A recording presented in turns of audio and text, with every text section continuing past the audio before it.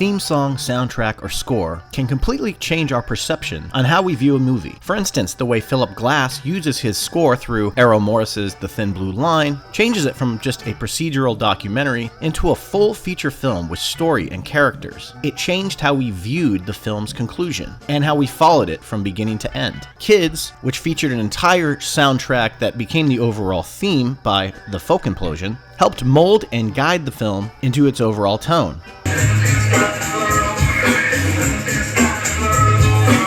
This is the magic of the music of cinema. A score can completely change your perception of a scene you're watching. It will help you emote differently. The sounds, the score, and the music chosen for a film is one of the most important aspects of filmmaking. It could subconsciously tell a viewer if a scene is funny, or sad, or mysterious. It should be said that a long-lasting collaborative bond can be a film's biggest strength, between writer and director, director and actor, director and DP, etc. But one a lot don't always talk about is the partnership between director and their music supervisor. Bottle Rocket and Rushmore, to me, are both excellent films in their own right. But let's face it, it was 2001's Royal Tenenbaums that gave us what we would now know today as the Wes Anderson film. Sometimes it takes a true auteur several films before they find their individual aesthetic. Not only does that include a unique visual style, quirky characters and dialogue, with a unique, skewed sense of the world, but it also includes a grand sense of musical style. Paramount Pictures initially turned down the Royal Tenenbaums before Touchstone picked it up in 2000. It got its wide release on January 4th, 2002, but made it into limited release in 2001 for the award season. It had a budget of an estimated $21 million, bringing in $52 million domestically and $71 million worldwide. A really big success for Anderson at the time, being his second biggest film to date, trailing only to the massive worldwide success of 2014's Grand Budapest Hotel. If you've seen a Wes Anderson film, you know the importance of the soundtrack. The tracks either created or selected, the composer, and the placement of these tracks within the context of the movie and the emotional impact that each one has. In an Anderson film, they all have initial impact. Enter music supervisor Randall Poster, basically Anderson's right-hand man since the beginning of time. In 2000, hot off supervising some of the best soundtracks of the late 90s and early 2000s, such as Velvet Goldmine, Suburbia, A Life Less Ordinary, 200 Cigarettes, Dogma, Zoolander, and his first outing with Anderson, Rushmore. He and Wes were tightening up the script for Tenenbaums. Passionate about music and film, Poster started as a music supervisor, sourcing songs for a script he co-wrote with a friend at the Sundance Institute. In 2011, Poster's work on the Boardwalk Empire soundtrack earned him a Grammy Award for Best Soundtrack. The opening of that show was fucking epic. He's the founder of music supervision company Search Party, sourcing music for films, TV, advertisements, and branded content. He's collaborated with the best in the business like Sam Mendes, Richard Linklater, the up-and-coming Todd Phillips, and of course the great Martin Scorsese. He appears to love working with Anderson the most, quoting, "Sometimes we start working on the music before there's even a script. When Wes first started talking to me about the Royal Tenenbaums, it was just a 4-sentence notion about Richie Tenenbaum, and that was the seed for the whole story. And we started talking about the music right from there. I would meet him at the end of every week and read the pages as he was finishing them. Police and Thieves and Judy is a Punk represents the first time that we brought the edgy spirit of punk rock into our movies."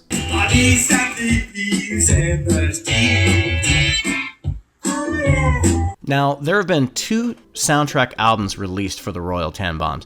The first one came out in 2001, but disregarded certain songs like Paul Simon's Me and Julio Down by the Schoolyard, obviously Van Morrison's Everyone, John Lennon's Look at Me, the Beatles' Hey Jude, and a couple of tracks from the Rolling Stones. Now, what do all those names have in common? They're typically talents who do not license their music out cheaply. Or at all, for that matter. So you won't hear Hey Jude on the soundtrack, at least not the actual Beatles recording, for the same reason you won't hear the Rolling Stones on this review, per mission.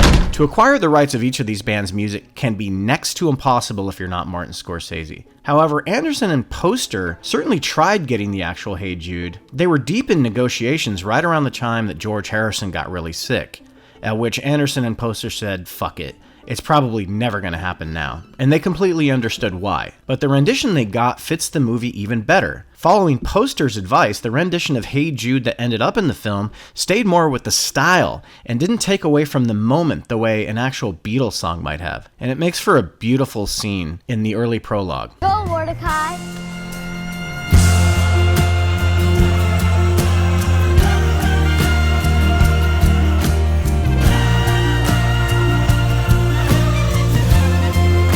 Now, Mark Allen Mothersbaugh, American singer-songwriter, co-founder and lead singer and keyboardist of Devo, hello, and one can see why Wes Anderson and Randall Poster seeked him out. He's such a brilliant multimedia artist. Now, there are many Anderson-esque moments in this film. There's an over 6-minute long prologue narrated insanely awesome by Alec Baldwin that wistfully transitions into what is now known as the Wes Anderson opening title sequence.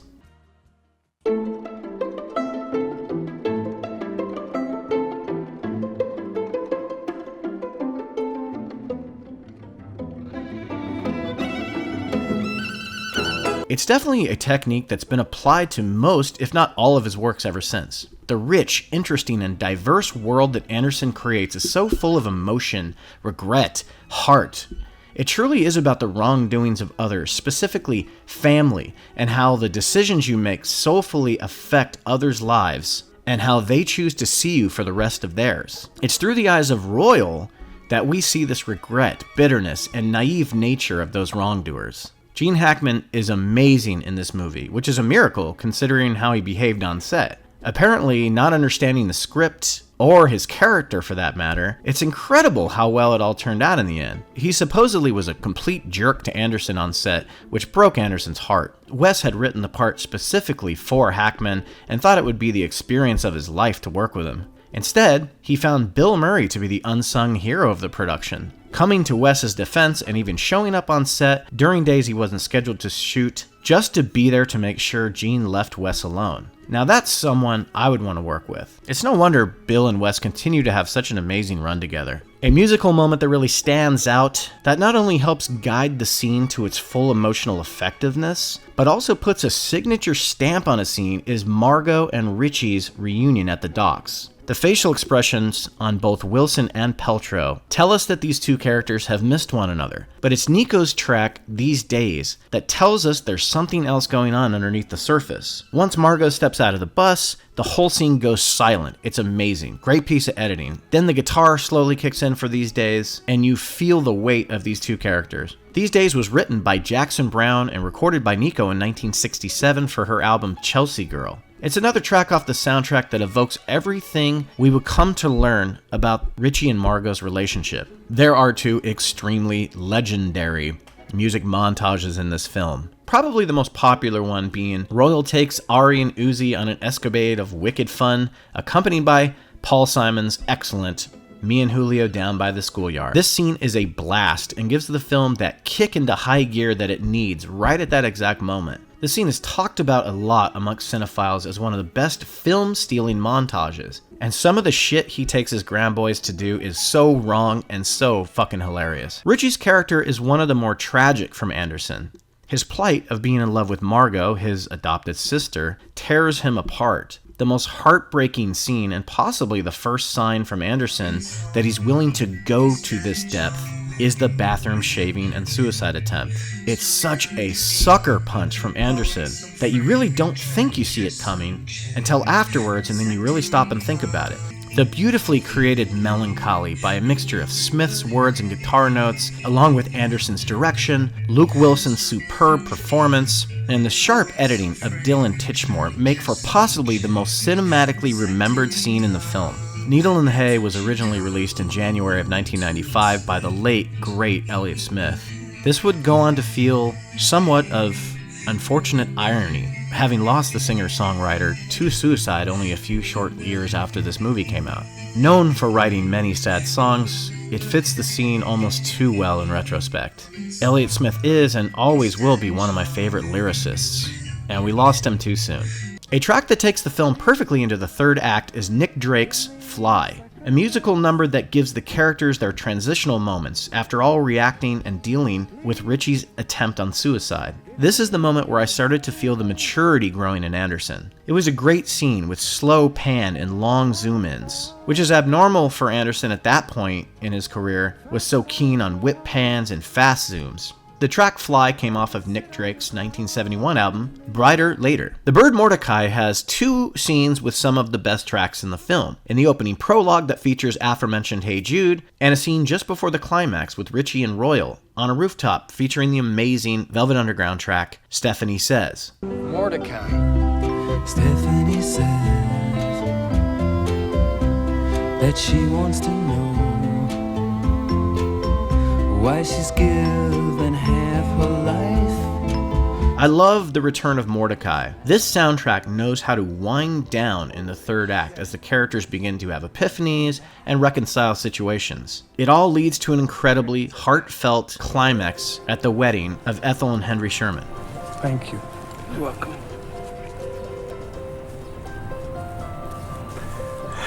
I've had a rough year, Dad. I know you have, Chazzy.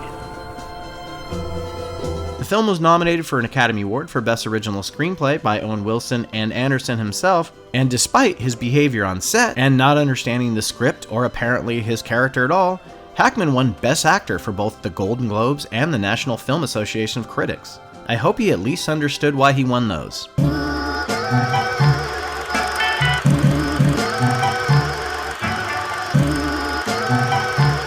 I look at the release of this film as any fan of the mega hip-hop act of the time would, with familiarity. Not of the lifestyle of the members of the group, of course, but of the era for which they existed. I was an observer, along with countless others I knew, of the culture. Through all its scary, undeniably raw, and unwelcome tendencies, the era shook the earth for the first time in my life and showed many of us what true anger for the system really looked like. A system that didn't necessarily know what to do when the abused and aggressive youth would remonstrate its written bylaws. NWA marked the first ever music movement that I was ever a witness to, and it was something terrifying in a magnificent way. As the film opens and you hear the words, "You are now about to witness the strength of street knowledge," a certain energy is manifested. I remember seeing this movie in the theater. There were plenty of people my age and older, but the vibe of the younger kids really helped elevate the experience. It was great to see the younger generation wanting to learn more about this band, something that they have not seen in their youth thus far. The music industry doesn't allow such raw, obscure emotion outside of the average love ballad anymore. That's not a direct knock on this generation itself, but perhaps on the industry's unwillingness to take chances and its need to adapt to the technological changes of the time. A more difficult time in many regards, but also a more simpler one. Straight Outta Compton is a competently made, extremely energetic and entertaining piece of cinema. Though taking some lighter turns on the darker facets of the group's history and the individual flaws of its members, the film is so well made, it's hard not to think of it as perhaps one of the best and most engaging biopics of all time. There's no biopics that are going to be even close to 100% accurate when it comes to the portrayal of the subjects of focus. For instance, it completely glosses over the group's sexist behavior and treatment of women. However, that's not what they focused on. First and foremost, make a good movie, then worry about the rest. So many biopics about musicians fumble on fact versus fluff in order to make a compelling story. I felt that way about Walk the Line, a movie that was not accurate to Johnny Cash's life or personality in many regards, and didn't take the risks it should have. Hell, even Johnny Cash, in writing his own autobiography, was much more brutally honest about his behavior than the movie let on. Luckily for F. Gary Gray, there's already an amazing story to tell with NWA, and he does an absolute fantastic job. Yeah, boy! The performances of the film are for the most part spot on, at least from what I can come up with by looking at individual interviews. The casting was great. Even the smaller cameos like Snoop, Suge, and Tupac all owned their parts, and never did any of it come off as goofy or laughable. Corey Hawkins, who's probably jumped out biggest in the mainstream since the film's release, plays Dre with ambitious brutality and edge. He's intense and charming when he needs to be, while staying quite level-headed through most of it. His portrayal seems to be what we were always led to believe about the man as he pushed his way through the industry, ultimately creating a dynasty of hip-hop talent and becoming one of the most successful producers of all time. Sure, with Dre's massive involvement with the development of the film, he does come off rather candy-coated. O'Shea Jackson Jr. plays his real-life father, Ice Cube, and is quite serviceable. Granted, his appearance is almost identical, which is what helps his performance along nicely. He prepared for 2 years to portray the role of his father, partially because Ice Cube didn't want the appearance of nepotism in casting. He's good and shows raw emotion, especially on stage, which is where Ice Cube really let his emotions out.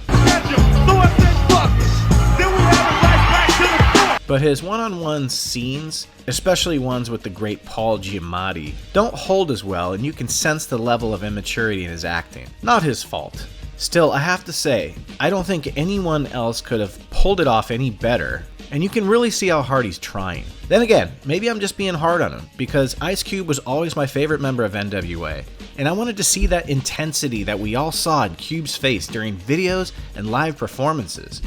And who doesn't love the Ice Cube face? No, I never saw NWA live, but on VHS I did. O'Shea does pull off that intensity nicely, and since then, he's come a long way as an actor, stealing scenes in Aubrey Plaza's comedy Ingrid Goes West as a Batman enthusiast. No Batman talk. What am I supposed to talk about? I don't know these people. The big star and the glue that keeps the film together so perfectly, in my opinion, is Jason Mitchell as Eazy-E in a vulnerable and haunting performance.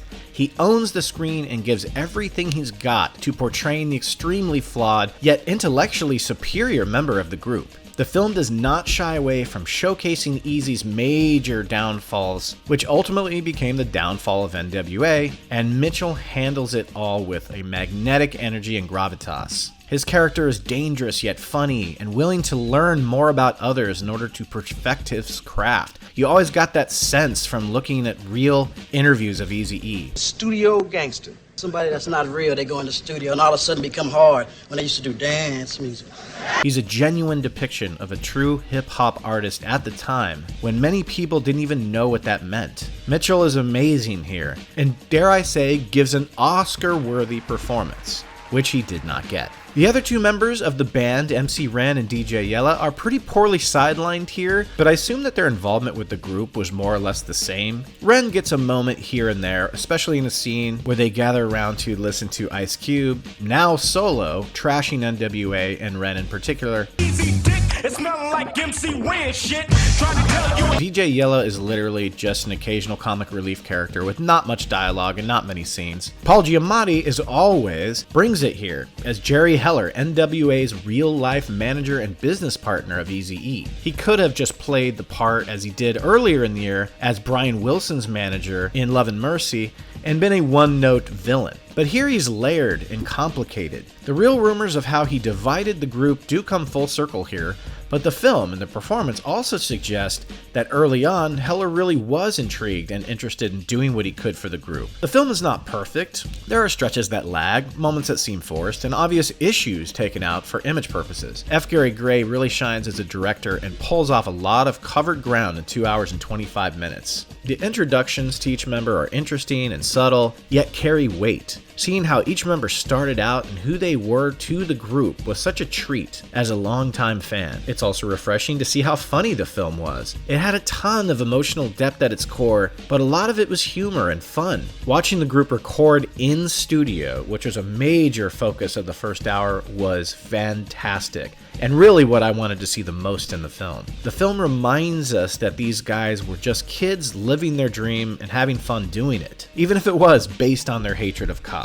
The pacing is great for a film with such a long running time. It's a hard-edged piece of filmmaking, something not just anyone could pull off, and certainly something that not just anyone would be willing to try. NWA was cemented in culture for years to come. It showed me in a packed theater full of teenagers, none of which grew up in that era, that NWA will forever be mesmerizing, and underneath all the exterior toughness was something much greater that brought even the most unlikely together. The film was released on August 14, 2015, and the film scored the biggest musical biopic opening ever with $56.1 million, beating out Walk the Line, thank God. On a $28 million budget, that sounds pretty good to me. The film would go on to gross $161 million domestically and 201 million worldwide. That is incredible. Music supervisor Angela Lewis got her start as a music clearance consultant on films like Clerks 2 before moving on to music coordinator on the musical 9. A classically trained pianist and violinist who graduated from USC's Thornton School of Music, she started her career in the music department at Miramax Films. During that time, she was involved in music licensings for both film and trailers, soundtrack marketing and score production, working on such projects as Chicago, Cold Mountain, and The Reader. She has supervised many popular films in her young career, from American Reunion, Neighbors, Pitch Perfect 2, Ride Along, and Sisters, before lending her expertise to Straight Outta Compton. It's clear that her influences lie greatly in the hip-hop genre. She went on to supervise the soundtracks for Jordan Peele's Us, as well as the hilariously underrated satirical Andy Samberg vehicle, Pop Star, Never Stop, Never Stopping. She's a huge voice in the music supervision industry and is currently Senior Vice President of Film Music at Universal Pictures. Wow. One of the most interesting things about the soundtrack of Straight Outta Compton is that the actors were brought in to re-record the entire Straight Outta Compton album with producer Harvey Mason Jr. to help them get ready for the characters. Boy, do I want to get my hands on those recordings. The actual scratching when Dre is on the turntables was done by none other than DJ Jazzy Jeff. When the movie went into its pre-production phase, it inspired Dre to secretly record his first album in 16 years. So on August 7, 2015, Dre released the album Compton, a Soundtrack by Dr. Dre, exclusively on Apple Music and on iTunes Store at first, then later was released on digital music platforms and on CD and vinyl form. Though not an official soundtrack to the film Straight Outta Compton, Dr. Dre said this album would be inspired by the movie. Being released a week prior to the film's premiere, part of Straight Outta Compton's massive opening weekend had to be attributed to this album. It debuted at number 2 on the US Billboard 200 charts and number 1 on iTunes charts. Dre donated the royalties of this album to building a new performing arts facility in the city of Compton. An official soundtrack album to the film entitled Straight Outta Compton: Music from the Motion Picture was released on January 8th of 2016 by Universal Music Enterprises. Took a little while to come out. It features songs mainly by NWA, but also features Ice Cube, Eazy-E, Dr. Dre, Snoop Dogg, and Stephen Arrington's Hall of Fame. Flashlight by Parliament was actually sampled by Tupac. Weak at the Knees would be integral to Cube's solo debut, while Dre, Tupac, Snoop, and most recognizably De La Soul would sample Funkadelic's astonishing Knee Deep. Most of the tracks here are taken from the debut, skipping the less enjoyable aspects of the years after Cube's departure, when they almost became a parody of themselves. Unfortunately, there was no new music performed by the band. But obviously with the loss of Eazy-E, a lot of people would find that controversial anyway. Obviously, it's my vinyl recommendation of the episode. I have the 20th anniversary edition, which consists of band member bios, new artwork. The album was released in 2007 by Priority Records and consists of 2 180 grams albums. This is one of the most influential albums of all time. It's one of my favorite records when I was way too young to have even heard it. Straight Outta Compton truly changed the way I looked at music in general. Can result in something that will change the world, and this record arguably did that.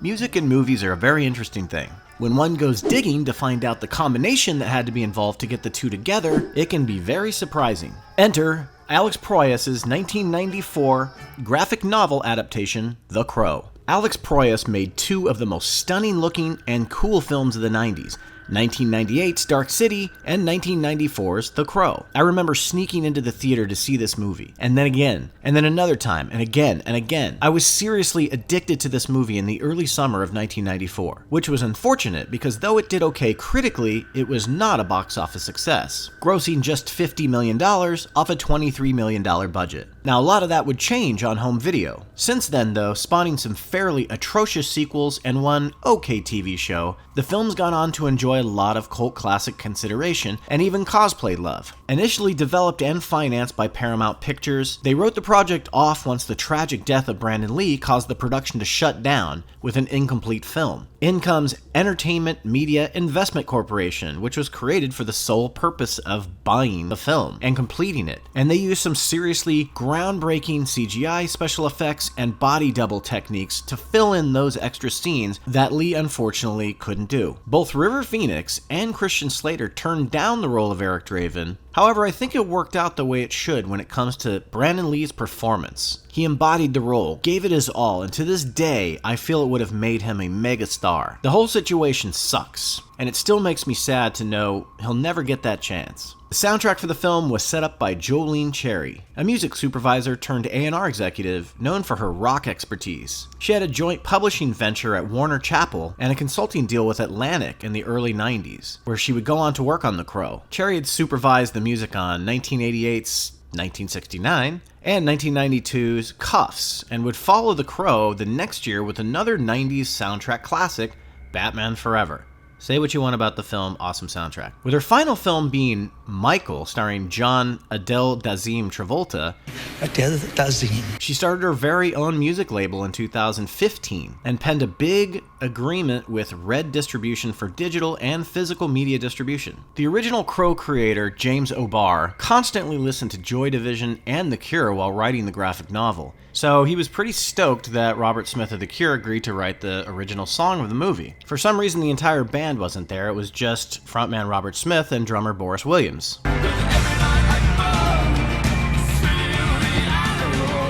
Burn became extremely popular after the soundtrack's release, but until 2016, the band had never performed it live. We're going to find a common trend amongst bands and their contributions to this record and them refusing to play them live.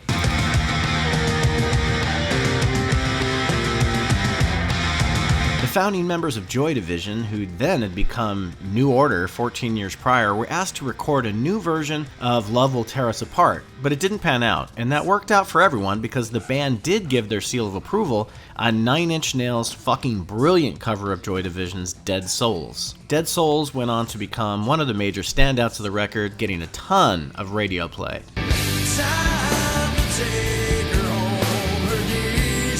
Stone Temple Pilots were initially set to appear on the Crow soundtrack via a song called Only Dying, but Scott Weiland and STP changed their mind after Brandon Lee was killed in that on-set accident, deciding that a darkly satiric song mocking death was probably not a good idea. So because of that, we got Big Empty, which is a fantastic song, and in and of itself, plays almost as a tribute to Brandon Lee. I remember seeing the first trailer for this movie after having heard that Brandon Lee had died. It just felt very fitting.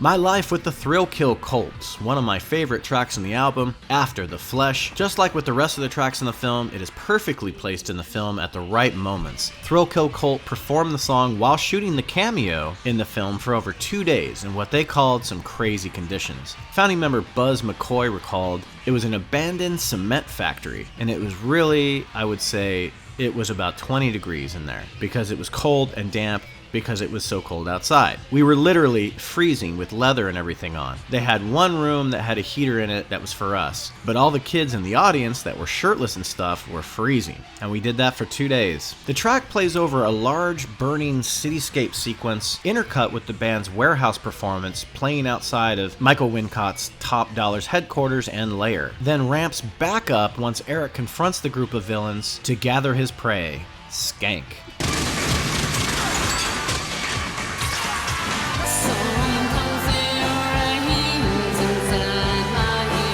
Another one of my favorite tracks on the album, and in the film, is Time Baby 3 by Medicine, a band I've been listening to for years. Notice I said in the film as well as the soundtrack. Let me explain. If you thought the track played by Medicine on screen, also in Top Dollar's lair, sounded different than the actual track on the soundtrack, you would be correct. On the soundtrack itself, the band is joined with additional vocals by the Cocteau Twins' dreamy lead singer, Elizabeth Fraser, and is actually titled Time Baby 3. Time Baby 2 is what we see the band perform on stage in the film. Two radically different versions of the same song. The song in the film is the version that was maybe a little more rough around the edges, let's say. So though I love Medicine's performance and the cut of the song in the film, I'd give a tiny advantage to one on the track that made the record. Something about Fraser's voice just gets me every time.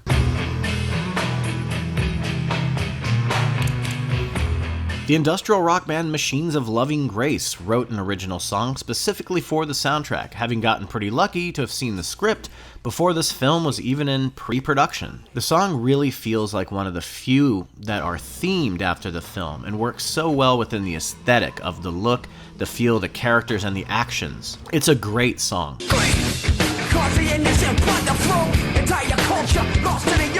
Another track on the album is Rage Against the Machine's Darkness, originally titled, more appropriately for Rage Against the Machine, Darkness of the Greed. The track was recorded in 1991 before the band's first breakup and was intended to appear on one of their demos. But once they hooked back up and then they hooked up with Cherry, they re-recorded it for the soundtrack.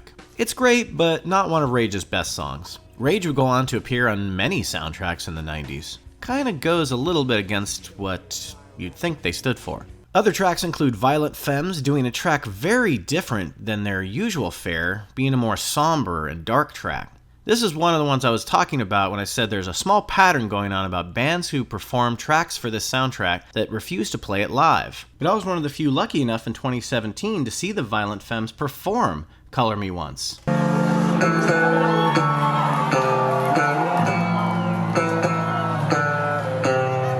They did mention that sometimes when they play it, that's when the crowds leave to go get their beer.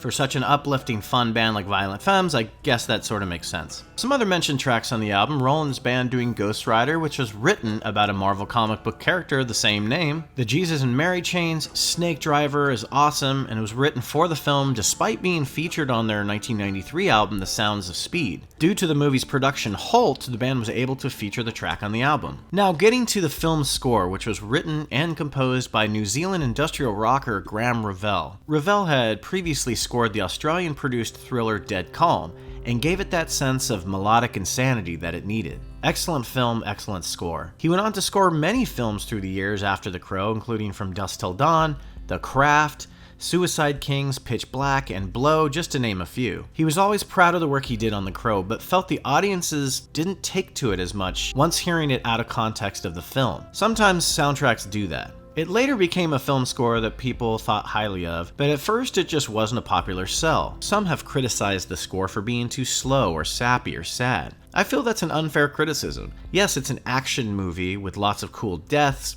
fights, and guns, but in the end, it's a movie about a man who's lost everything. He's been murdered, watched his wife get raped and murdered, and then had to relive all those experiences before getting justice and finally being laid to rest. In my opinion, Revell evoked the perfect tone for the movie's main theme. The tracks composed for some of the action scenes are not quite as memorable as some of the sad ones. I feel the sad ones took on a newer meaning after the death of Brandon Lee. Sir, do care.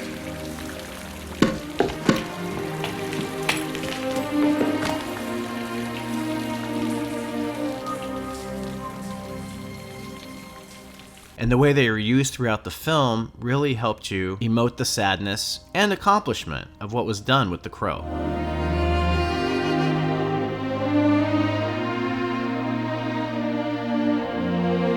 Turn to the Grave represented the theme that hangs over The Crow and the sad parallels of the film's story and Brandon Lee's untimely death. James O'Barr stated on the Crow DVD that when he met with the movie's execs, they originally wanted to make this a musical starring Michael Jackson. Thank God he laughed uncontrollably and thought they were joking, and basically laughed himself out of the room. For the past decade, there's been rumors, talks, and premature announcements about a Crow reboot. What can I say besides, I hope that never happens. The Crow should be laid to rest so we could always enjoy the beautifully crafted film that we have now in honor of Brandon Lee's final and best performance. No two bloodsuckers go out the same way. Some yell and scream, some go quietly. Some explode, some implode. The 1980s gave us so many popular coined movie catchphrases that one finds it hard to count. I'll be back. Yippee-ki-yay, motherfucker. I'm too old for this shit. But my personal favorite has always been... Holy shit! It's the Attack of Eddie Munster! Probably not as well known, but nonetheless iconic. Released on July 31st, 1987 by Warner Brothers, The Lost Boys, directed by Joel Schumacher, was a decent success in the US, making $32 million on an $8.5 million budget. A very low budget if you've seen the gloss and unique beauty of the final product. However, it was critically and culturally a much larger hit than the box office numbers would suggest. Ray, you never need to call me. Making household names of Kiefer Sutherland, Jamie Gertz, Jason Patric, and of course, the Coreys. The film was just stuffed full of beautiful cinematography, excellent lush production design, a stellar young sexy cast, and a soundtrack that crafted the film's tone perfectly, but also transcended the film to become a cultural molding piece of pop collaboration. In 1985, The Lost Boys was originally conceptualized as a more of a Goonies-type film, with the characters being written much younger as kids, and the Frog Brothers actually being Cub Scouts. It wasn't until Joel Schumacher took on the project that he saw it completely different. He felt it was time that a film represented vampires as more fun, sexy, and more importantly, hip. He hated the idea of kids against vampires and said he would never sign on unless he could change the characters into teenagers. I've always felt this was the only route to take for this movie, and thank God Joel saw it the same way. Lost Boys is a classic piece of cinema. In order to achieve this status, he not only had to assemble a truly visionary crew and an up-and-coming young cast, but also enlist the services of someone who knew music inside and out. Entertainment industry veteran Michael Papel acted as music consultant on the film, having consulted on such 80s films as Valley Girl, Plain Clothes, and Real Genius. Prior to joining the film, he ran his own independent marketing promotions company that was founded in 1980, and then in 1990 co-founded Interscope Records. Thomas Newman wrote the original score as an eerie blend of orchestra and organ arrangements. This is, to this day, a very different Thomas Newman.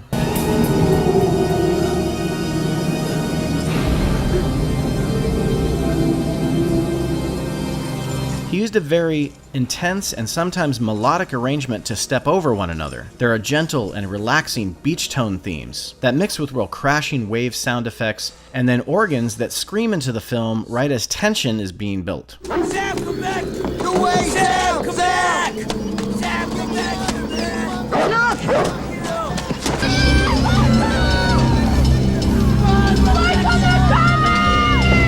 His score plays throughout the entire film and gives the action a great sense of scope and stakes. The organ thrusts in and out, like Nick Cave dropping bricks on his organ keys. Mom, no! Now, the release soundtrack consisted of one of Thomas Newman's actual score in order to make room for the film's original rock and pop tracks. However, an extended version came out a few years later on CD, consisting of 2 discs, one of them all Newman's work. It's a really great listen. This score is amazing. There's fun with loud horns and drums for the scenes with the Frog Brothers and the Emersons, all geared up to take on the Bloodsuckers. There's sexy intrigue for the exposition and mysterious moments. And what I feel is the strongest element of the score, the organ and choir combo. Wow, when it hits you, it's amazing and brings next level to the excitement and scares. Brings the dread up, but keeps it fun. It's been in the conversation among some of the best soundtracks of all time. I would even argue that it paved the way for the major movie soundtrack renaissance of the 1990s. It walked that line of trending, hip, pop bands, major rock bands, and actual original theme songs. And even some oldies but goodies like the Rascals' Groovin', to satirically invoke the illusion of new beginnings and family, the way the movie starts out. But the most notable track on the album has got to be G. Tom Mack's Cry Little Sister. Joel Schumacher, the director, the great director of Lost Boys, asked me to write a theme song for the film, and I basically read the script and got inspired by it and wrote it, and then it became he wanted it everywhere in the movie, and but obviously we tamed it, we made it work, and there was a lot of incredible synergetic creativity between Joel and myself, as to when and how the music got implemented, how that my song got implemented into the film. But yeah, I mean, it was one of those bits of magic, really, you know. And it plays out like magic. So this isn't something where you had to see a finished edit of the film in order to draw inspiration from. You kind of went into it blindly, maybe having only read the script first? Well, it was the first time at that point, I'd done about probably 14 films, you know, of that period. And the period being the 80s. But they were shooting, so Joel said, can you send you a script and maybe you'll get inspiration from that? And I did. So I went on to, you know, I remember reading the script one night. I was in New York living there, and then the next day I got up and started banging away at the piano and my guitar, and out comes this melody, and then it morphed itself into me going up to my studio up 6th Avenue and getting there and started to just go away at the lyrics and put it all together. Because of what happened in the 80s with the rise of sort of I don't want to call it hair metal, but you have a soundtrack. You have a soundtrack that has a significant amount of that, and it also has things like Echo and the Bunnymen and In Excess. Yeah, right. Your song stands out on that, and you're probably humble, but it is the song that sort of transcends the album and has been covered over and over and over again. Does that still feel amazing, or did it ever? I mean, I didn't really know how powerful it was until really things became internet-wise, you know. I mean, I saw my royalties, and I was going, well, this must be doing well, you know. But that really, you know, but that was on a soundtrack. Cry Little Sister was never really released as a single. It was forced to be a single in England because people were just gravitating to it. But it just, a lot of times people didn't even know who did it, you know, because it was just sort of like, you know, it was the theme song. It is the theme song to Lost Boys, but it was just kind of, you know, as an artist, I was kind of lost of like, who did that, you know, until finally everybody caught on. Aside from creating an amazing sound design, sound editors Larry Caro, Craig Clark, and Louis Edmond, along with music editor Kenneth Carman, really let Cry Little Sister influence moment to moment, as well as cast a giant shadow over the unique visuals and tension that certain moments create.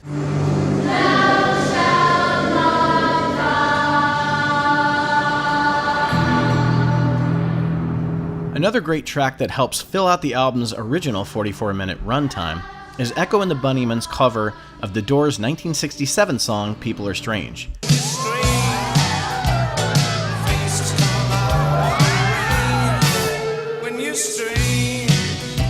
In addition from being performed for the soundtrack, it was also released as a single and peaked at number 12 on the Billboard Hot 100 chart. The song was actually produced by the Doors' own original founding member and keyboardist Ray Manzarek. A 12-inch vinyl version was released in February of 1988 before the single was re-released in 1991. Being a musician and music lover himself, when Kiefer Sutherland was first offered the role, he was reluctant to sign on. It took finding out that the set list of bands that Schumacher had lined up to really catch his attention. It's said that his final decision on signing on to the film was finding out that Joel Schumacher had lined up In Excess and Jimmy Barnes to form an undisclosed number of tracks for the film. The song they ended up collaborating on was the totally rockin' Good Times, an awesome track that plays twice throughout the film, including the oh so awesome Death by Stereo exploding Billy Worth scene.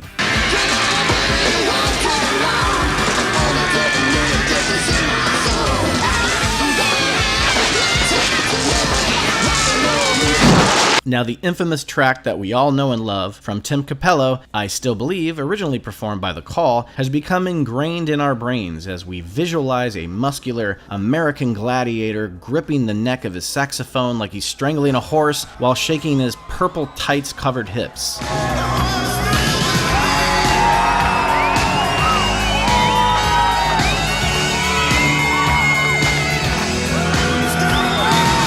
He was a sax player for a lot of Tina Turner's music back in the 80s and 90s, including Mad Max Beyond Thunderdome. His musical performance in the film is one for the ages and not to be forgotten anytime soon. A song that didn't appear in the original soundtrack was Run DMC and Steven Tyler's Walk This Way, which played in one of my favorite scenes in the film, the Surf Nazi Massacre scene.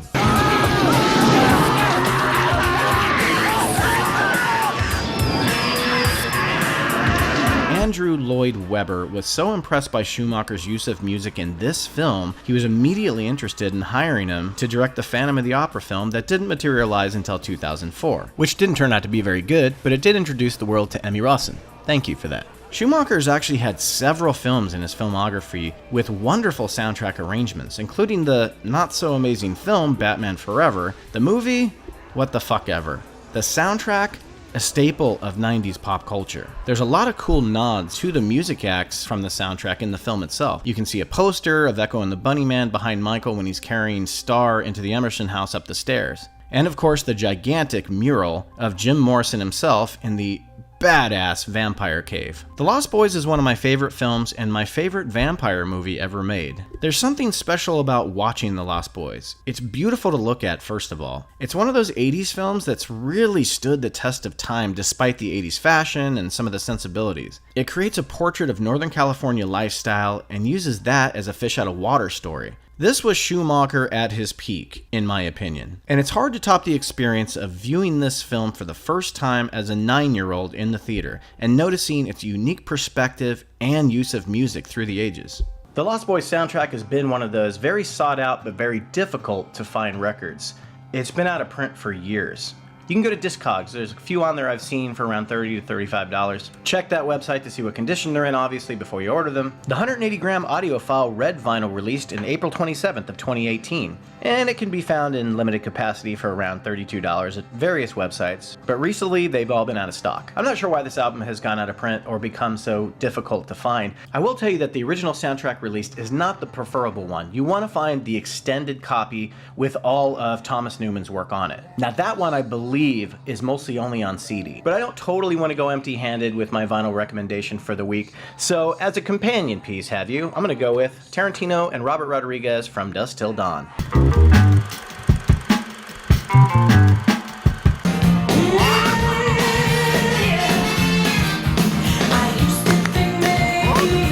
Coming out in March of 2000, this American romantic comedy drama film directed by Stephen Frears, who directed one of my favorite movies in 2002, 2 years later, Dirty Pretty Things, and in 2016 directed one of John's favorite films, Florence Foster Jenkins. It stars John Cusack, Jack Black, Todd Luiso, Lisa Bonet, Alex Desert, Joan Cusack, Lily Taylor, Sarah Gilbert, Catherine Zeta-Jones, Eben Hooley, and the legendary cameo from Tim Robbins. The film is based on Nick Hornby's man-centric book about the male perspective on relationships. It's one of the best films of that decade and possibly the first hipster movie of the millennia. In 1995, the book was optioned by Disney Touchstone Pictures and sat in development hell for about 3.5 years. It wasn't until a couple of Disney execs, Joe Roth and recording executive Kathy Nelson, recommended John Cusack and his writing partners, D.V. DeVincentis and Steve Pink, to come along and adapt the book. She worked with those guys on Grosse Pointe Blank, another classic John Cusack movie stuffed with beautiful, wonderful soundtrack.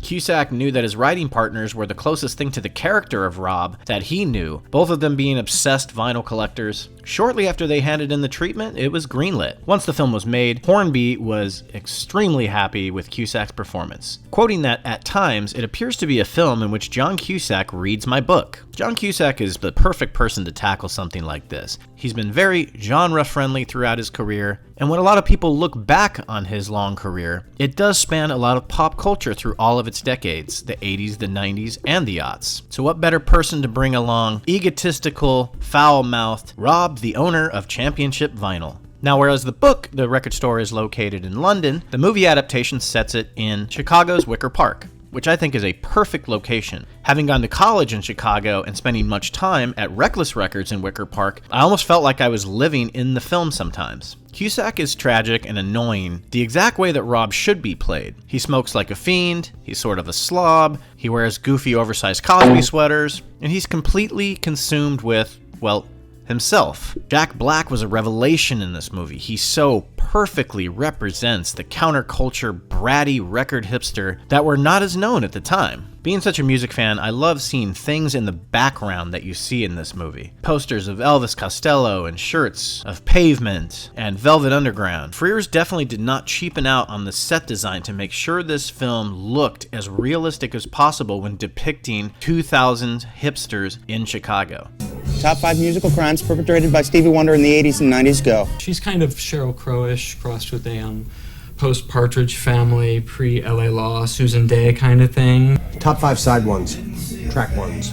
Nirvana smells like Teen Spirit off of Nevermind. Oh no, Rob, that's not obvious enough. Not at all. White Light, White Heat, Velvet Underground. Okay, that would be on my list. Very nice, Rob. A sly declaration of new classic status slipped into a list of old safe ones. Very pussy. It's never really said exactly how old Rob is supposed to be, but Cusack would placed himself right in his early 30s at the time, so it makes sense through the context of the movie that that would be how old he is. Around that age, we recontextualize a lot of relationships we've had in the past in order to see how we can do it right. This is where a lot of revisionist history comes in, you see. Hornby knew this in his novel, that using past relationships and finding out what went wrong could most definitely be the cure for making sure your next one works. As good of an idea as that sounds, it's also megalomaniacal, narcissistic, egotistical, and quote unquote for this time, too old-fashioned. The way Rob goes back and uses these women by reconnecting with them in order to find things out about the past and their relationship has him doing his wrongs all over again to them. It's Catherine Zeta-Jones' Charlie Nicholson who calls him out on this. Fuck! I knew it! I knew it! I knew it! Fuck! Fuck! Fuck! What? You are going through one of those what does it all mean things. I love Todd Luiso as Dick. His character is incredible and probably the most realistic of the bunch. I've come across these guys my entire career, and especially back in college in Chicago. A complete encyclopedia of music knowledge, socially awkward as hell, and an absolute solid, loyal friend. Now, Rob Gordon is indefensible. He does some awful things, and he says some awful things. Shut up, Mom! What fucking hand guy? You fucking bitch! Let's work it out! That's why I love him so much. He is your real human being. I have to say, I truly love Rob because my all-time favorite book is Cash by Johnny Cash. My all-time favorite book is Johnny Cash's autobiography, Cash by Johnny Cash. I love what this movie has to say about the male brain and ego. It's raw and in your face every single time that Rob breaks the fourth wall and talks to the audience. Whereas the way Rex Pickett would depict men in a much more sleazy, mean-spirited manner with nothing in mind but self-indulgence, Hornby wants you to root for your protagonist because he wants you to want him to get better. And Frears and Cusack bring that out perfectly. There are moments of sympathy. We do empathize with Rob. He does want to do right by his friends. He is happy when people do good things. At the same time, he's a man, and he's very full of himself. He's self-righteous, he pities himself, and he's pretentious as fuck. He's realistic because he doesn't think he's a jerk, and as he tells us, the viewers, what's going on, we see right through him. Did I listen to pop music because I was miserable? Or was I miserable because I listened to pop music? And there's a lot of character shifts throughout the film. When Laura continuously starts showing up at Rob's place, you see the conflict and the decision that she had to make for herself. Whereas Rob, you would normally think, would start to feel as if he won or was gaining the upper hand, just starts to feel worse. There's some really terrific acting in those scenes. There's so many moments. This movie is about small moments. You can stay until whenever. We've done the hard part now, I might as well. Let's just stay for the night then. The funeral of Laura's dad is a really telling and emotional scene, in which Rob has the biggest revelation to us, the viewer, as he breaks the fourth wall, about just who he is and why he's been the way he has. It took Laura's father dying, who really liked Rob, for Rob to really figure out why all his relationships have failed. I can see now I never really committed to Laura. I always had one foot out the door, and that prevented me from doing a lot of things. Like thinking about my future, and I guess it made more sense to commit to nothing. It wasn't about going back and revisiting the old ones. It was about feeling what he needed to feel in order to realize what could make him happy. But even then, ego still gets in the way. When the music columnist comes to him and wants to write an article about him, he jumps at the opportunity and feels that surge of masculine entitlement back in his body. He loved being the center of attention in that case, and makes her a mixtape to really express what his favorite albums are. Now, the making of a good compilation tape is a very subtle art, many do's and don'ts. Only to just days later, in his way, propose to Laura, who was very confused by the notion. It's in this scene where we realize he truly is in love with Laura, but it's written all over his face just how confused he is about where he wants things to eventually end up. And that's how we're left with this relationship in this movie. And it can be seen as heartbreaking because this is real life. It's not wrapped up in a bow. She didn't jump up for joy and say yes. There was no grand gesture with hiding the ring in a champagne glass. His face almost gives the expression as if he doesn't want to do this when he asks her. But the film ends on the perfect note. With Barry's Sonic Death Monkey newly titled Kathleen Turner Overdrive, it's a fun scene to leave you on that little bit of tension where Rob doesn't know exactly what's going to happen, but is pleasantly surprised. And it's great to get a nice early taste of Jack Black's amazing musical talents to end the film. I even heard that Tenacious D played the rap party, which is awesome. This is one of my favorite films of the last 20 years, and I never get sick of it. In fact, I'm always sad when the credits roll, even though I love the end track, I Believe, by Stevie Wonder. The soundtrack really goes on and on, perfectly placing these tracks within the film. Some things just in the background, and some tracks to help evoke the meaning and the purpose of the scene. Tracks from some of my favorite, like Royal True, Eric B. and Rock M, Belle and Sebastian, De La Soul, Grand Funk Railroad, Lou Reed, Velvet Underground, Chemical Brothers, Stiff Little Fingers, Barry White, Al Green, The Vaselines, Joan Jett and the Blackhearts, Elvis Costello and the Attractions, and of course, Bruce Springsteen himself. Give that big final good luck and goodbye to your all-time top 5 and just move on down the road.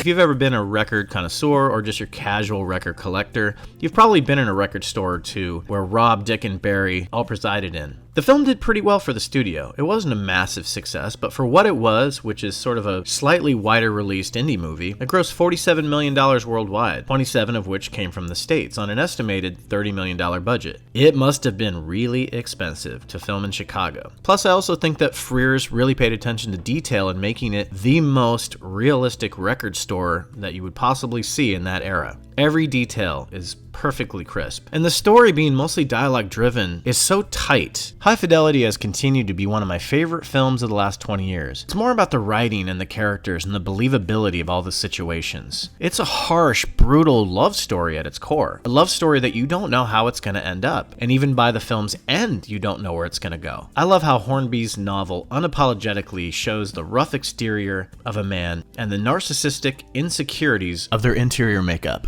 And so much of this shines through in the choices of vinyl that Rob selects to listen to during his isolation moments. The music and the specific tracks represent his mood. I dare to call this a cult classic other than just a regular modern classic. It's classy, it's super funny, it's got fantastic performances, and I just get lost in this movie every time I watch it. There was a time in my life, especially in film school in Chicago, where I wanted to be Rob. I wanted to live in his world. I wanted to go to that record store every morning and just talk vinyl all day.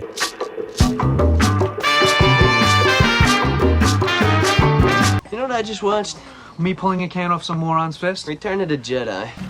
Oh, look who it is, the fucking human vacuum. Once a young creative discovers the will and drive to put something on film, it's hard to stop them. Sometimes it's either a student film, or it's just some misguided individual who's been told throughout their lives that they have talent when they don't. That usually results in utter crap. Sometimes someone with huge talent for writing dialogue comes along and understands to focus on their strengths and minimize the other aspects of filmmaking. The World, Kevin Smith.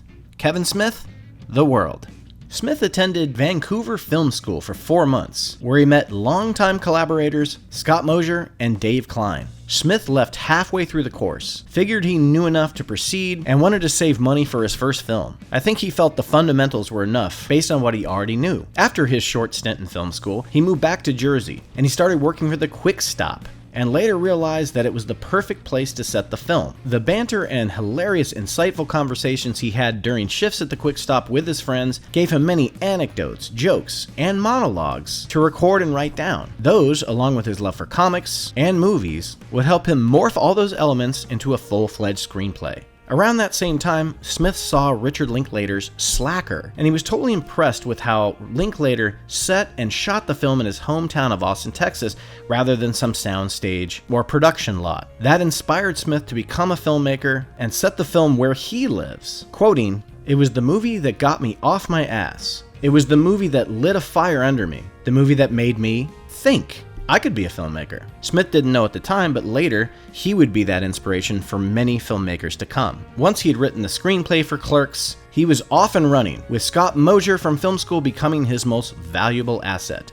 Producer. The rest is a legendary story throughout the industry. Smith maxing out his credit cards, using all of his friends to star in multiple roles, including his mom, shooting the film only in the middle of the night after the store was closed, and of course, originally casting himself in the title role and realizing that was a bad idea. There's many stories about the making of Clerks. There's many stories about Kevin Smith. But some of the stories not quite as known are about the music behind the film. Let's start where it all began. The young early 90s rock band Love Amongst Freaks, who actually wrote the title song that opens the film titled Clerks, were locals to the city of Leonardo in New Jersey, where it was filmed. In the early 90s, members of the band would hit up the local quick stop to get coffee and cigarettes. This production actually turned Smith into a huge chain smoker, by the way. Kevin Smith and the guitar player Scott Angley were friends from high school, and often they talked about their band doing the music for the film Kevin was working on. The band recorded the music for the film on a 4-track recorder, but had to re-record the music in a studio when the film was picked up by Miramax in 1994. We'll get to He Who Will Not Be Named later. When the film hit big, so did Love Amongst Freaks. The song Clerks and the other song they did for the movie Berserker were in the movie and soundtrack. My love for you is like a truck berserker. Would you like some making fuck berserker? That's fucking funny, man. Did he say making fuck? The band actually never released a full-length album until years later. The band did reappear in 1997 for Kevin Smith's third film, Chasing Amy. This was a unique time in film, when indie films mostly hitting the festival circuit without distribution went without score or even original soundtrack. It was when the music supervisors played such a pivotal role in the film's finality. They used their skills to pick songs to set the mood, tone, and feel of a scene. Sometimes it would end up overshadowing the film, but if the right supervisor selecting the right tracks and bands to contribute new tracks came along, it could be the make or break of a film's success, especially on the indie circuit. With small films like this and no orchestra needed, the artist's original songs are just that much more important. The music supervisor for Clerks was Benji Gordon, who at the time was working A&R for Columbia Records before going on to be a huge player in the music marketing industry, and he supposedly is a master archive of music knowledge. He was actually working with Soul Asylum at Columbia at the time he was given Clerks. I doubt it's a coincidence that they ended up doing the title song of the soundtrack as well as doing a music video for the film. The music video was actually directed by Kevin Smith at the location that the movie was shot, the Quick Stop. I bet the store got a lot of attention in the mid-90s.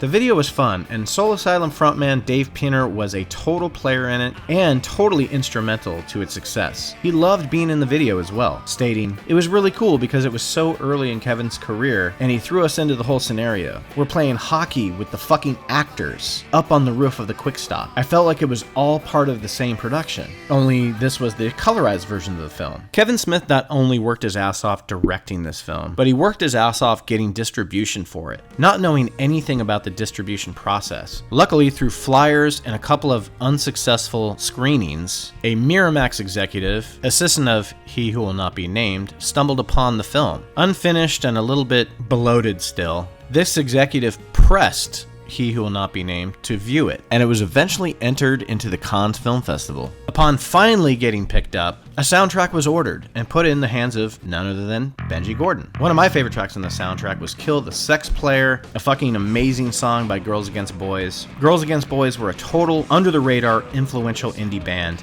alongside the likes and sounds of Hornet's Leg, Silkworm, and Slint, with the thick emphasis on the bass guitar and monotone vocals. Another one of my favorites was Violent Mood Swings by Stabbing Westward, the Thread Mix. Another song on the soundtrack that I couldn't find much information about, but I've always been a huge fan of, was Corrosion of Conformity's Big Problem. Only thing you can really find out about it was that it was featured on the film. No other details have really surfaced. One that I think Smith was probably really excited about was Bash and Pop, Making Me Sick. Bash and Pop, formed by bass player Tommy Stinson from one of my all-time favorite bands, The Replacements, disbanded later on that year in 1994 after the release of this soundtrack, but still managed to contribute an awfully awesome song that fits perfectly with this movie. One of the biggest songs and draws on the album was Alice in Chains' Got Me Wrong. This was a prior recorded song that was a slightly different version that appeared right when the character of Randall appears in the movie. It was released as a single in 1994 after being featured on Clerks. It peaked at number 7 on the Billboard Mainstream Rock Tracks chart, and at number 22 on the Billboard Modern Rock charts. Definitely the biggest song on the soundtrack, despite Soul Asylum having the biggest presence. We move on to Supernova's Chewbacca, which takes place during the large interaction and conversation about what the best Star Wars movie was. Now, the first one was completed and fully operational before the Rebels destroyed it. Luke blew it up. Give credit where credit's due. There's also songs from Golden Smog and the Jesus Lizard, as well as a Bad Religion track. Clerks was a movie that was everything for a young wannabe screenwriter still in high school with dreams of making films. One could be obsessed with this movie. I was. I'd seen this movie so many times that right after I graduated high school, I got a job at a liquor store and introduced my fellow liquor store clerks to this soundtrack and this movie. Miraculously, they had never heard of it, and we played it during every work shift we had. I remember getting the CD from Tower Records and being so excited that I ran home so fast, I fell and broke the CD case wide open. Now let's talk briefly about sound. Resourcefulness on an extremely low to no budget film can be the key to its overall success. For instance, how the boom broke in a deleted scene and there was no money for a new one. What do you think Kevin did? They duct taped the shotgun mic to a hockey stick. This is what you do when you're making something of this size. It's resourcefulness, it's creativity, it's indie filmmaking at its grittiest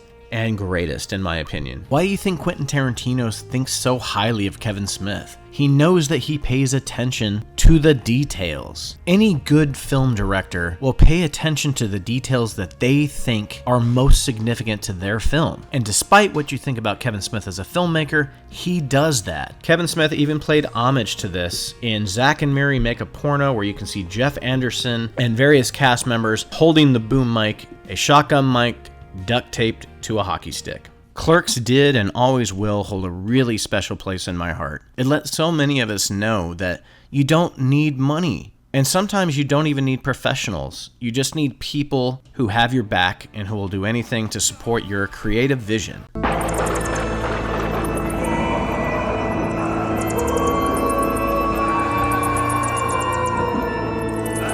There's a really nice parallel between the two facets of this film that I'm going to discuss.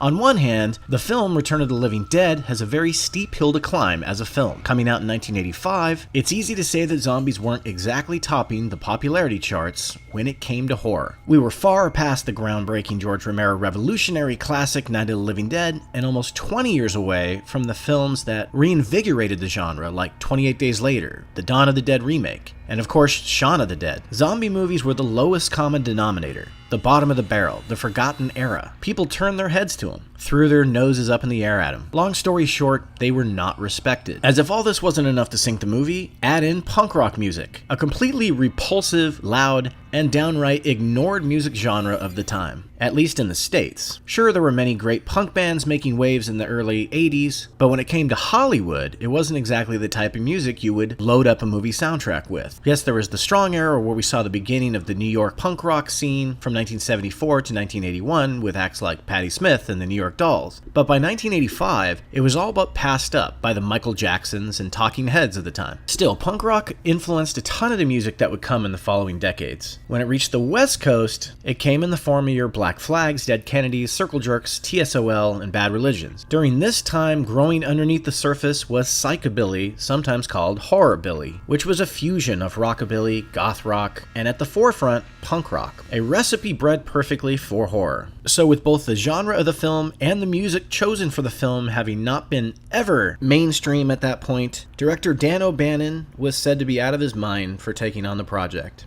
Opening up fairly wide against both National Lampoon's European Vacation and the juggernaut that was Back to the Future, which was #1 at the box office for 11 weeks that summer. Return opened up, well, really strong. It opened to $4.5 million, which was more than its entire budget. It went on to gross just over $14 million.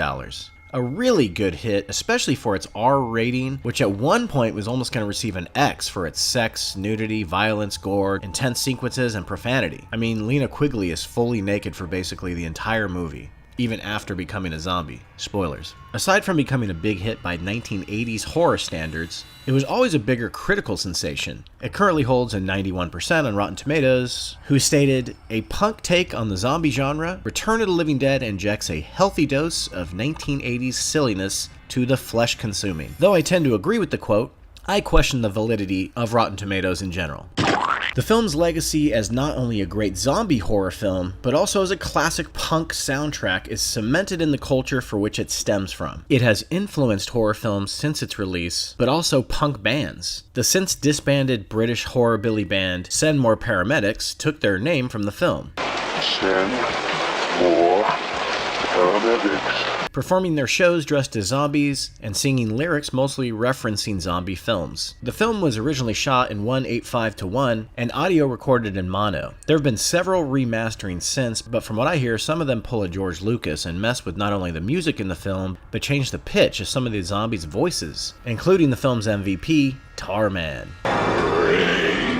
It wasn't just the music of the film that was punk rock. It was even ballsier of O'Bannon to write the majority of the main cast protagonists as punks. We have characters named Suicide, Trash, Scuzz, and Spider. So in a way, the whole fucking movie is punk rock. So it was only fitting to add in some great punk music. O'Bannon directed the film as well as wrote the screenplay, based off a story by John Russo, who wrote the novel that it's loosely based on. O'Bannon got his start working with the legendary John Carpenter, who he went to USC Film School with, and they worked on the film Dark Star together. He made his early living as a script doctor, and even wrote a few stories for Heavy Metal magazine. He was brought on to doctor the script for Return of the Living Dead, that at the time was slated to be directed by Tobe Hooper, who eventually had to back out because of obligations to direct Life Force. So O'Bannon was offered the duties, which he happily accepted. Once he was on board, a lot of changes were made to the original Russo draft. Apparently, Russo's script was a much more serious take on the material, which was believed to be a direct sequel to Night of the Living Dead. However, by the time O'Bannon was done with it, it had almost zero resemblance to the original story and novel, particularly a scene where a character, Frank, tells his new assistant the story of the events of the original Night of the Living Dead in an honorary attempt to link the two films together, if nothing more than to pay homage. Let me ask you a question, kid.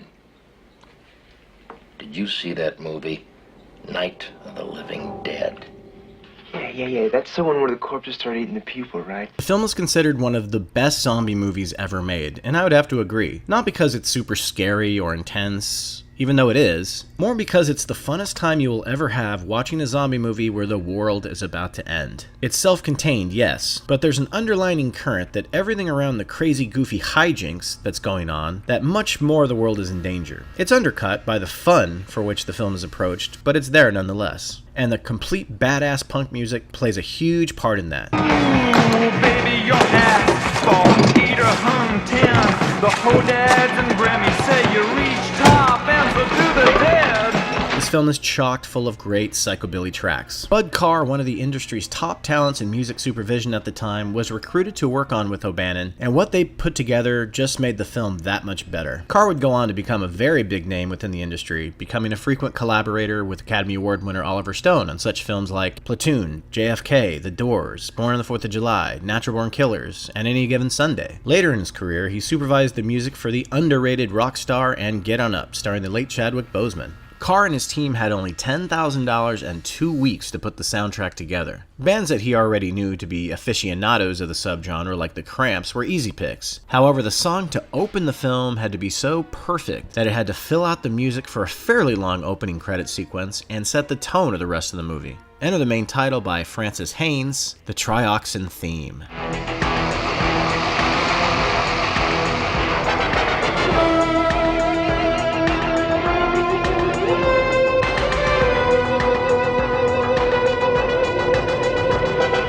The Cramps' Surfin' Dead, which first lays down the perfect Halloween dose of slow drum, is immediately ripped into with the late singer Lux Interior's ghoulish lyrics, "Aw, my favorite brain soup."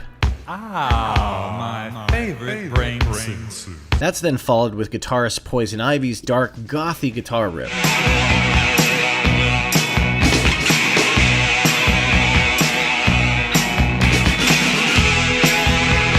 The song is the movie, with the chorus line being, "Come on, do the dead." It helps feed to the audience exactly what type of movie this really is. And it plays very much like your classic Halloween song from the 50s or 60s, only it's punk rock, and it's in a crazy fucking movie. This movie doesn't give a fuck. That's the best way to describe it, and the song tells that tale. 45 Graves, Party Time, definitely more of a hair metal song, but again, Carr knows exactly what its use is, and it shreds in the moment it's used for.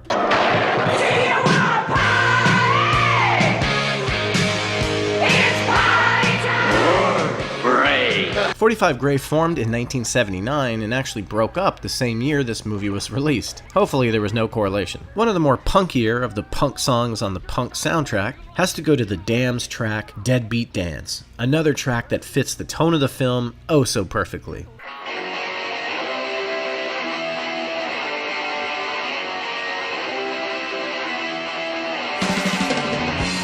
The Damned are an English rock band formed in London in 1976 and were the first major Brit punk band to tour the United States. Badass guitar player Captain Sensible actually left the band soon after the film's release, saying that the band was going too much in the gothic genre, which he apparently didn't like. They later became renounced for their gothic-style punk rock, so clearly Captain Sensible had a point.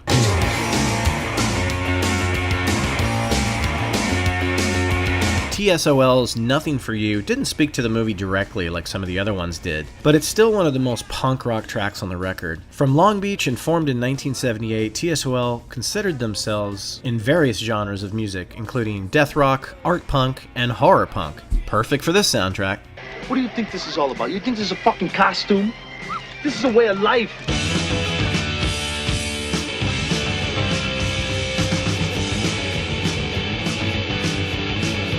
The best actual tried and true punk track on the album is the Flesh Eaters' Eyes Without a Face. This song is awesome. It's fun, it's fast, and it's fucking punk rock as fuck. Formed in Los Angeles in 1977 by punk poet Chris Desjardins, their music was distinctive for its apocalyptic film noir lyricism and its sophisticated arrangements. The band was much smarter than history gives them credit for. They were at their height in the mid-80s, so they were a given to be recruited for this film soundtrack. Every track on the record evokes the sense and fun of the film.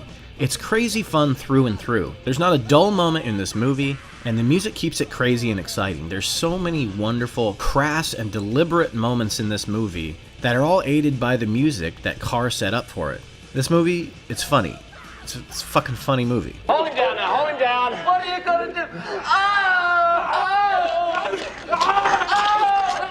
Yeah, man. Leanne Quigley, aka Trash, does an awesome naked dance in a graveyard to her own self-titled theme, SSQ, and it's 80s glorious. I know these days that scene probably wouldn't exist, but in 1985, it was fun and wacky and amazing. I actually love the direction horror has taken, but films like James Gunn's Slither really stand out because they evoke the same sensibilities of something like Return of the Living Dead. And it also created so many of the zombie tropes that people think of from earlier zombie movies, like eating brains. What I also love is it just doesn't follow a certain set of rules. The zombies, yeah, they run, they talk, they think shit out, and plan. So fucking what? It's a glorious piece of horror filmmaking, and the music has become more than just cult classic. I would think that modern-day horror directors could only dream of catching the same fun, scares, gore, and grip of the zeitgeist of the genre. The original soundtrack from the film of the same name, released in 1985 by Enigma Records. The soundtrack has undergone numerous releases in different countries. A limited Grey Brains edition vinyl was released in 2016. You can find the original pressings on Discogs, and the 2016 Grey Brains edition pressings supposedly on Amazon, but they may be all out of stock. For my Halloween vinyl recommendation,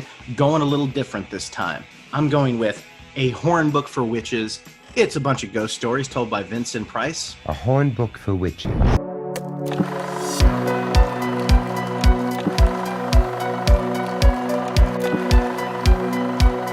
It follows. This thing, it's gonna follow you. It could look like someone you know, or it could be a stranger in a crowd. Originality these days, at least in cinema, is coming in the form of horror. Sure, there are horror films that don't work, and ones that are just flat out atrocious. It Follows, on the other hand, is a small, modern masterpiece. As a horror fan, it pulls you out of bed, wakes you up, and slaps you across the face, and places you in front of the screen. This film not only helps fight the battle that horror is a proven property, it also allows some much-needed breathing room for another true great to come along. It's not often that a film is effective, from its creative, unique camera techniques to its spooky and eerie throwback score and sound design, that it actually builds a blockade in front of all horror detractors. It Follows premiered at Cannes Film Festival in 2014 on May 17th. It was given a limited release in the United States on March 13th and a wide release on March 27th. Its sheer effectiveness comes mostly from the atmosphere and the details of this living nightmare. In college, I wrote an essay entitled The Atmosphere of Creepy, centering around the horror greats who established perfect tone and atmosphere to create a world that was frightening from both the visual and mental perspective. Films on this list ranged from The Cabinet of Dr. Caligari to Psycho, Session 9 to Aliens, and Don't Look Now. Films that not only worked narratively, but stayed with you internally due to the abundance of scary and detailed environments, and the way each filmmaker stayed consistent through the film. This is largely due to the unique sound designs and soundtracks. The score of It Follows is very much like an old school 70s or 80s score crafted by the great John Carpenter, with its dark, soft, then rough synth that gives off Halloween or The Fog vibes.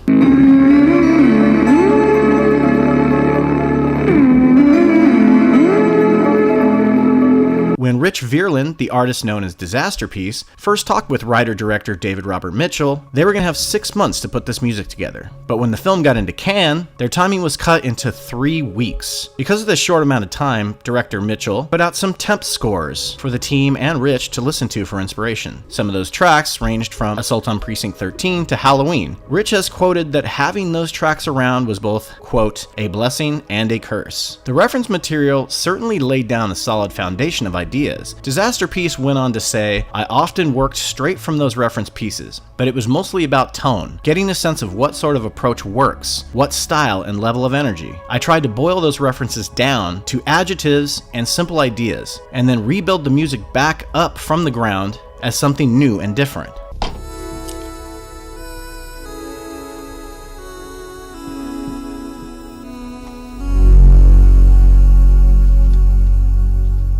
The best way to describe It Follows is a living nightmare. The movie is really about an unknown or spiritual entity that's passed along sexually from victim to victim.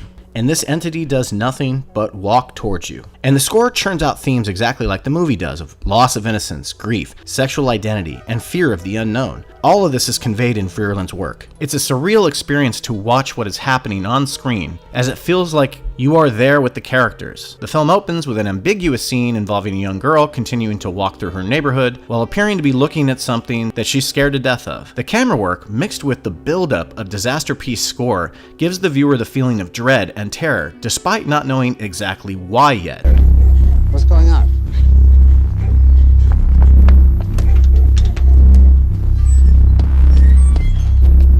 Annie?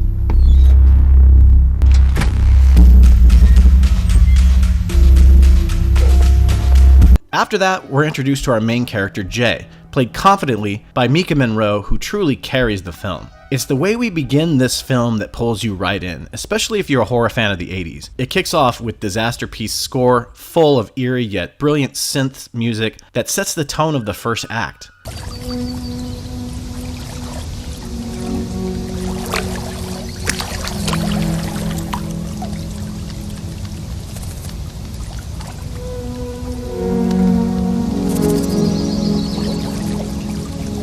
Vierland uses a beautiful original structure of mostly FM with a little additive synth thrown in. FM is short for frequency modulation, and is less sample or natural instruments, and more of an unmistakable digital sound. FM synth has a varying frequency, amplitude, or tone that makes them sound unnatural and complex when compared to simple subtractive synths.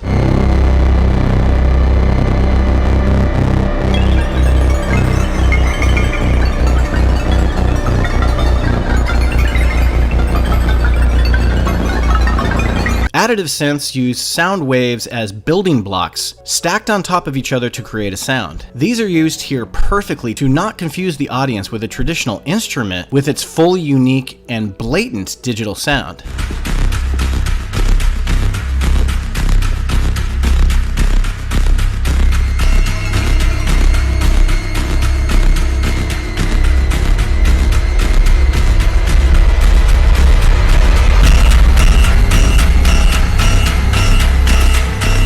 This gave Vierland the extra control over how far he wanted to take each important moment. You can hear that throughout the long, slow burn build-up sequences, as well as the faster-paced, more intense moments. The whole time we're watching Jay, it's as if she's being watched. From her doing her makeup in her room, to swimming in the pool. Those short 3 weeks of recording and creating the sound and feel resulted in both a creepy and engrossing piece of cinematic music. Mitchell and Disasterpiece really wanted to throw the kitchen sink at the final scene, and it shows.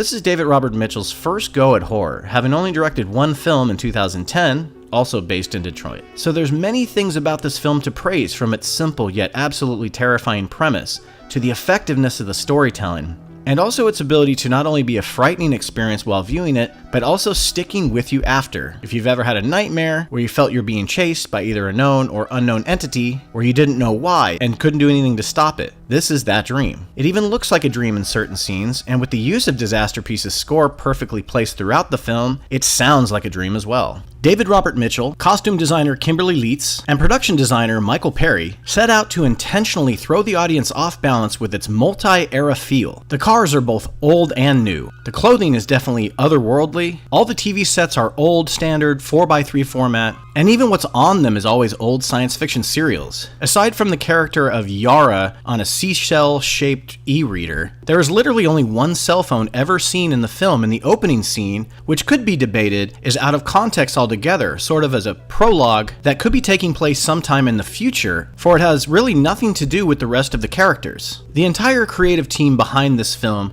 set out to make a very out-of-time piece of horror, and Disaster Piece's score is no exception to that. The way the walls of synth drip down each and every cinematic eruption of terror is grand scale, and conceptualized in the viewer's brain exactly what is at stake, with something always creeping towards Jay or lingering somewhere on a trajectory straight for her. Vierlin wasn't even particularly familiar with Carpenter's work, which is crazy to think about. He just wasn't a horror fan, so it had somehow escaped his view. He read the script early on and was on the fence about it right off the bat, saying that sometimes the script could feel directionless. He was skeptical because he had not seen a screenplay come to life before. Once he met with David, however, he knew the deliberate direction for which he wanted to go with the film and the music alike, and it was ambitious as fuck. And he really believed in the power of synth. Quoting, "It's because synth can create sounds that are not always analogous to real-life sounds. They do a good job of being strange and harder to pinpoint. I think the tendency can ignite the imagination. It's perfect fodder for writing scary music." I love that quote. You can certainly tell these are stylistic choices by Mitchell and Vreeland, and they all work perfectly to create the atmosphere.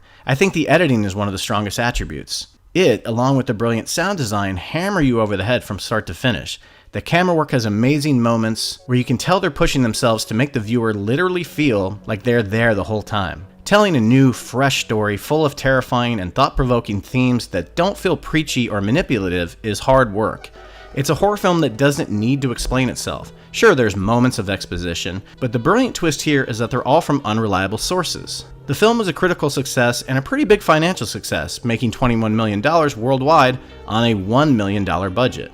Sounds pretty good to me. The theater-going experience was the true highlight. I honestly cannot remember the last time I was in a theater where there were chills running down my spine the whole time, yet I had a huge smile on my face. The smile was simply because I knew I was watching something great. The movie grabs you and never lets you go. One of my favorite movies of 2015, and probably my favorite horror movie of the last 14 years. I can tell you that the film's title is the honest truth. The feelings of dread, despair, desperation, and fear, they all follow you long after you leave the theater. Sure, one can make the comparisons with Disaster Piece's It Follows score, with a few of John Carpenter's scores, but Vierland's score holds a very classic composition with style, high craft, and naive fear, and it doesn't have to compare to others. A film's score is first and foremost designed to envelop the feel and tone of the particular film that it's scoring, and the entire track list of Disaster Piece's record perfectly encapsulates the film for which it's scored. Seriously, I would accredit much of this movie's effective success to this score. Dare I say, Disaster Piece created a masterpiece. And looking hard. Slapping you senseless. Pump it up, homeboy. Just don't stop. Yes, y'all, and you don't stop.